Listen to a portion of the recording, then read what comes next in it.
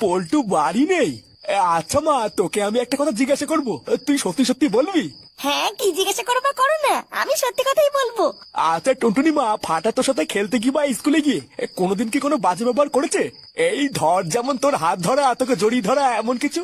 এমা না না দাদু, ফাটা আমার সাথে এমন কেন করবে? ও তো আমার খুব ভালো বন্ধু।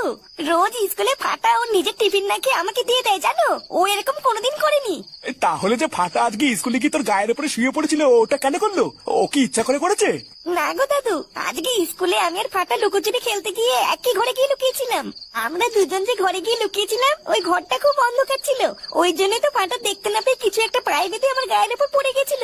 কি করে যে ফাটা হুট করে আমার গায়ের উপরে পড়ে গেল আমি ঠিক বুঝতে পারিনি, তাই ভয়ে চিৎকার করেছিলাম। তাহলে যখন এটা নিয়ে স্কুলে এত ঝামেলা হচ্ছিল, তখন তুই তোর বাবাকে কেন বলিসনি যে ফাটা কিছু করেনি? বাপের চেঁচামেচি শুনে আমি খুব ভয় পেয়ে গেছিলাম দাদু। আমি একদম বুঝতে পারিনি যে ফাটাকে ওরা সাসপেন্ড করে দেবে। আচ্ছা আচ্ছা টুনটুনি মা, তুই কষ্ট পাস না, তুই শুধু আমাকে একটা কথা দে। এই এতক্ষণ ধরে তুই আমাকে যে কথাগুলো বললি, মানে ফাটা যে নির্দোষ, সেটা তুই কালকে সবার সামনে তো বাবাকে বলতে পারবি? হ্যাঁ পারবো, কালকে আমি বাপিকে গিয়ে সব সত্যি কথা বলে দেবো। আচ্ছা আচ্ছা ঠিক আছে, কালকে সকালটা হোক বুঝলি, তারপরে বাকিটা আমি দেখে নিচ্ছি।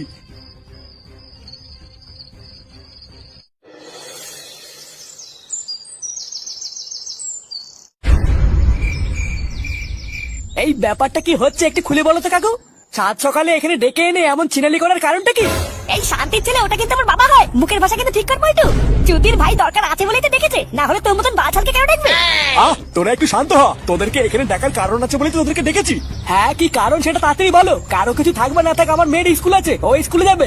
এই দেখ পল্টু, আমার কাছে আমার ছেলে ফুটো যেমন, তুইও তেমন, তাই একটা কথা সবসময় মনে রাখবি, আমি তোদের খারাপ চাই না।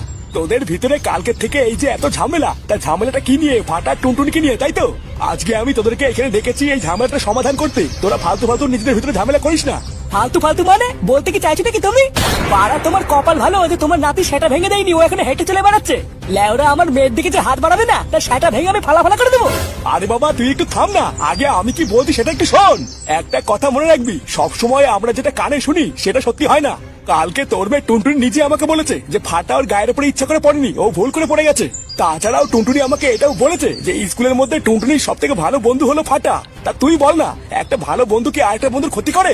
ওই তো তোর সামনেই তো তোর মেয়ে দাঁড়িয়ে আছে, তা ওর কাছে জিজ্ঞাসা কর না যে স্কুলে আসলে সত্যি সত্যি কি ঘটেছিল।